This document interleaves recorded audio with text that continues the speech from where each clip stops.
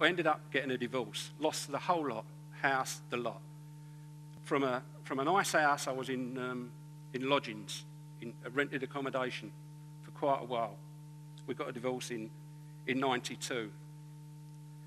From then on, I'd saved enough money in 2001 to get another house. Now, I had in my head what I had before. I wanted what I had before. And what I wanted was a big house, I wanted the big car, and the holidays.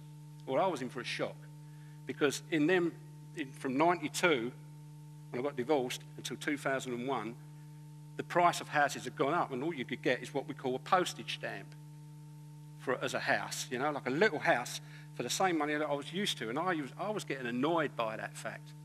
And you call them realtors, we call them estate agents. I'll do a little bit of translation as we go on different words. Realtors, you call them? Realtors, yeah. And this realtor, they kept sending me what we call flats in England. You call them condos, apartments here in America. And I kept saying, no, I want an house. Find me an house. What's the matter with you? And I kept looking at these houses. I was becoming really, really disappointed. And I'm leading up to the testimony. I want to tell you the full story. And anyway, I got so frustrated, cheesed off, down about it, you know, that I wanted what I wanted. And the prices were just going up and up. And I'm thinking, right, what are you going to have to do, John? You're going to have to accept an apartment, I said to myself. So I said to the realtor, okay, send me apartments. So on the 5th of January 2001, or just before that, they sent me just before Christmas 2000, they sent me a letter with this apartment on it. So I thought, oh, that looks all right. So I arranged to see it on the 5th of January. There was snow on the ground. And went in there with a realtor, and he walked in, and the place was terrible. It was a dump. I mean, there was like, the carpet smelt of animal urine. All the net curtains that were all yellowing. They'd even had soap that they'd left there, had all cracked on the side of the bath.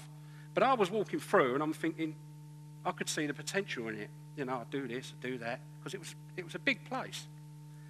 But then the realtor made a really, very unusual statement, which I thought was totally not usual for them to say. And he said, like, we'd had an offer on this of 77,000, and it was up for 82,500.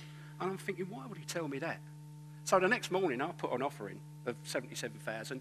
Cut a long story short, the offer, it was accepted and it went through, and I got to work on the house. Digging up the floor, tore all the carpets out, took all the curtains out, and I just took all the bathroom, all the plumbing out, absolutely gutted the place, took windows out and put patio doors in there, built a patio. It was nice. And done all that. And then on the 13th of March, on the 12th of March 2001, I went to bed. I was right as rain. No problem at all. And on the 13th of March, I woke up with a pain just across here. I thought, what's that? And I just, you know, I'm a geezer. I know you. A geezer in England means something totally different in America. If I was to say the men in here are diamond geezers, it's a very, very high compliment you can get. So forgive me if I use the word geezer, because I'm trying to recall of where I was at. So where was I? Yeah, the pain in my shoulder.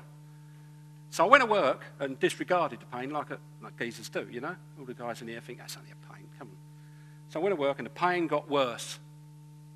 And I thought, I'm gonna go to the doctors, go to the surgery and get some painkillers. So I went to the doctor. He said, what have you been doing? And I told him, nothing really. He said, oh, you've probably pulled a muscle. And I said, look, I've got private health insurance. I want to go to a private hospital. So he said, okay. I went there, they took some blood. And over the next week, because it takes a long time to get things done in the UK, over the next week the pain became more intense, and I went backwards and forwards to the surgery. I said, look, you've got to give me some more painkillers. What you're giving me is not working. Give me some more painkillers. So give me some more painkillers. And in the meantime, a lump come up on my chest here. It's very sore. And what had happened, if you can hold that thought, what had happened was at the back of this property, the landscaping people or the local authority had cut all the trees down and given us no privacy. And I'd just moved in there and I'm thinking, what a liberty, without consulting everybody. So I was going to write them a very nasty letter. And there was a lady, unbeknown to me, who was moving in next door to me, and she put a letter through my door saying, look, I'm not happy about this. I'm moving in April. Do you want to join forces on it? I'm thinking, yeah, of course, yeah, why not? So I put the letter in on a chair, and about like a week later from actually first going to the doctors, I woke up, and it was like, woke up one morning, and it was like I'd just got out of a bath, and I was sweating. It was totally soaked through, and the room was going round. I'm thinking, God, I don't feel well. So I wandered in the room, and I could have phoned any number, but all I saw was this letter from this lady on the chair. So I phoned the number and I went, who's that? And she said, it's Angie. I said, look, I live at 24 Newwood. Can you come and take me to hospital, please? She realised it. She said, what's the matter? I said, I don't know. I feel really ill. So she came and she took me to hospital. So we're in the emergency room, and they'd done a few tests, and this nurse said, look, we're going to need a urine sample. Are you up for that? Can you do that? I said, if you help me go to the toilet. Went to the toilet, and I give her this jug with urine in it, and it was blood red. And she said, look, is it usually that colour? I can see the look on her face now. She was concerned. I said, I don't think so. I was out of it. I couldn't really comprehend what was going on.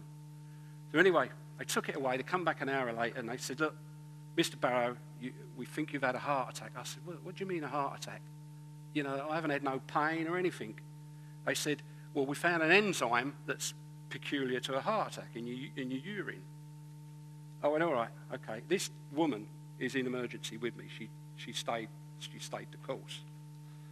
And she was arguing with them because they wanted to put me on a general ward, and I had this private health insurance, and she said, no, he's got private health insurance, because I told her, and he wants to go to the private ward. So they was fighting that.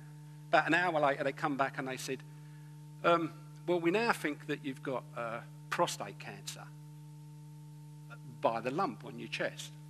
I went, all right. I couldn't take the gravity of it in. So I was losing consciousness, I suppose, if you like. I can't remember really what happened. All I remember was waking up in this room, in the private room. And the doctor who I saw in the private hospital, came and saw me the next morning. And he said to me, hello, mister, he's a foreign guy. He said, hello, Mr. Barrow. I think he was Egyptian. What have they said to you? I said, something about cancer and an heart attack. He went, well, we don't think you have heart attack. We don't think you have cancer.